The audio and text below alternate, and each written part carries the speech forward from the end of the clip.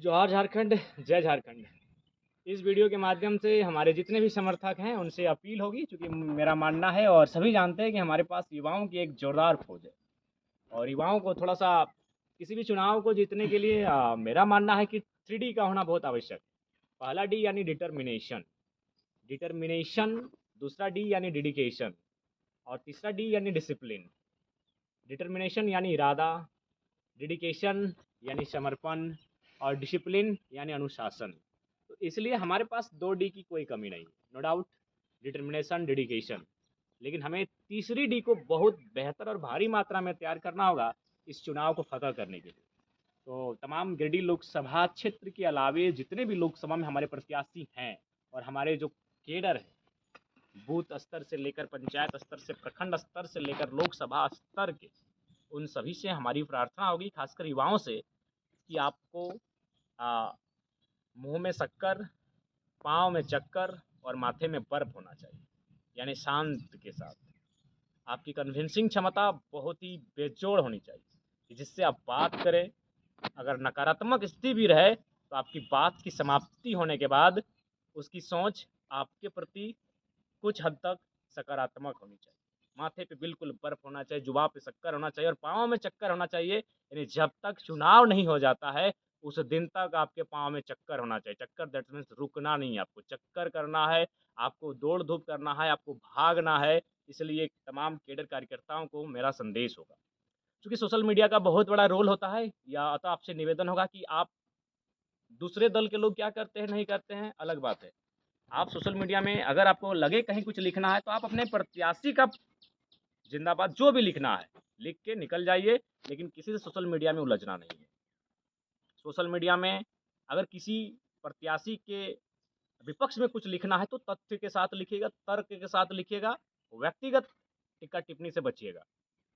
और आप सभी से आग्रह होगी कि बिल्कुल सोशल मीडिया प्लेटफॉर्म पर आपके शब्द चयन में, आपके कमेंट में, आपके पोस्ट में बिल्कुल अनुशासन होना चाहिए, अनुशासन दिखना चाहिए।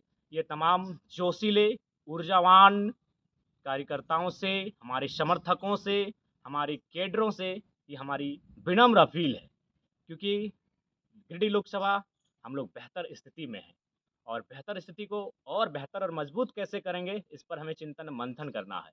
तो निश्चय ही सोशल मीडिया का प्रभाव रहता है।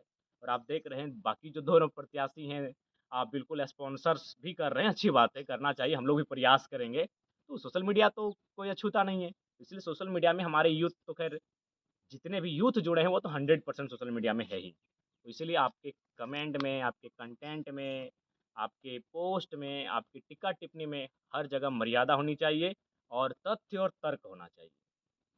अनर्गल बातों को प्रेजेंट नहीं करेंगे, अनावश्यक बातों को प्रेजेंट नहीं करेंगे, इस बात का ख्याल रखेंगे। तमाम युवाओं से मेरा आग्रह होगा, पुनः याद रखिएगा, माथे पे बर्फ होना चाहिए, जुबान पे शक्कर होना चाहिए और पाँव में चक्कर होना चाहिए।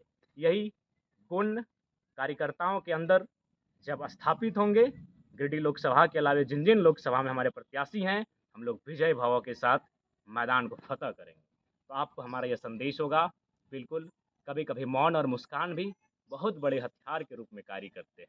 अतः हर परिस्थितियों के अनुसार आपको ढलना है, परिस्थितियों के अनुसार आपको चलना है और अपने प्रत्याशी को विजय भव का खिताब दिलाने के लिए आपको समर्पित भाव से संघर्ष करना है, क्योंकि आपका दल नया है, आपके प्रत्याशी नए हैं, आपकी आइडियोलॉजी अभी स्थापित हो रही है, संसाधनों की आपके पास कमी है, इसलिए आपको ऊर्जा पॉजिटिव वे में लगाना है। दूसरे प्रत्याशी को देखने और उसकी चीज़ों को निकालने से अच्छा है कि आप अपने आप को पॉजिटिव करें, अपने आप को बलवान बनाएं, अपने आप को ताकतवर बनाएं। ये हमारे तमाम समर्थक, हमारे कार्यकर्ता, हमारे केडर, उन सभी से मेरा विनम्र अपील होगा। जोहार झारखंड, जय झारखंड।